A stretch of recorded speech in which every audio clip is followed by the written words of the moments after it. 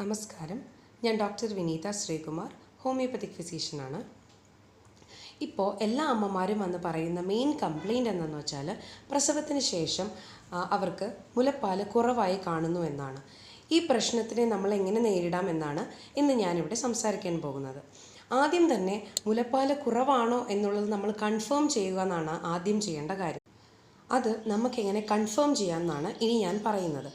രണ്ട് കാര്യങ്ങളാണ് നമ്മൾ മെയിനായിട്ട് ശ്രദ്ധിക്കേണ്ടത്. ആദ്യത്തെ കാര്യം എന്താണെന്ന് വെച്ചാൽ പ്രസവിച്ച കുഞ്ഞിന് ഇപ്പോൾ എത്ര മാസമായോ എത്ര ആഴ്ചകൾ പ്രായമുണ്ടോ അതിനനുസരിച്ചുള്ള വെയിറ്റ് ഗെയിൻ കുട്ടിക്ക് കിട്ടുന്നുണ്ട് എന്നുണ്ടെങ്കിൽ തീർച്ചയായും നമുക്ക് ഉറപ്പിക്കാം ആ കുട്ടിക്ക് ആവശ്യത്തിനുള്ള മുലപ്പാൽ അമ്മയിലൂടെ കുട്ടിക്ക് കിട്ടുന്നുണ്ട് എന്നുള്ളതാണ്. അതാണ് ആദ്യത്തെ കാര്യം നമ്മൾ ശ്രദ്ധിക്കേണ്ടത്.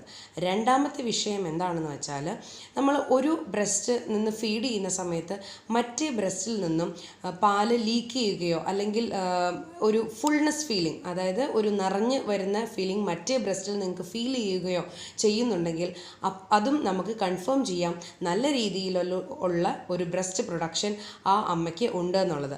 ഈ രണ്ട് കാര്യങ്ങൾ വെച്ചിട്ടാണ് നമ്മൾ ആദ്യം കൺഫേം ചെയ്യേണ്ടത് നമുക്ക് ബ്രസ്റ്റ് മിൽക്ക് കുറവാണോ ഇല്ലയോ എന്നുള്ളത്.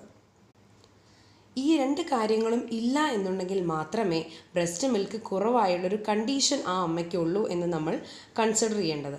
അങ്ങനെയാണെങ്കിൽ മാത്രം ഒരു ഡോക്ടറിനെ കണ്ട് ട്രീറ്റ്മെൻറ്റ് എടുക്കേണ്ടതാണ്. ഹോമിയോപ്പതിയിൽ ബെസ്റ്റ് റിസൾട്ട്സ് കിട്ടുന്ന മെഡിസിൻസ് ഈ ഒരു കണ്ടീഷനിൽ, ലോ ബ്രസ്റ്റ് മിൽക്ക് എന്ന് പറയുന്ന കണ്ടീഷനിൽ അവൈലബിൾ ആണ്. Doctor Kurup's homoeopathic medical care and research centre എളമക്കരയിൽ mother and child special OP function ചെയ്യുന്നുണ്ട്. രാവിലെ 10 മണി മുതൽ 12 മണി വരെയാണ് സമയം. വൈകിട്ട് 4 മണി മുതൽ 7:30 വരെയാണ് സമയം. നിങ്ങൾക്ക് അവിടെ കൺസൾട്ട് ചെയ്യാവുന്നതാണ്.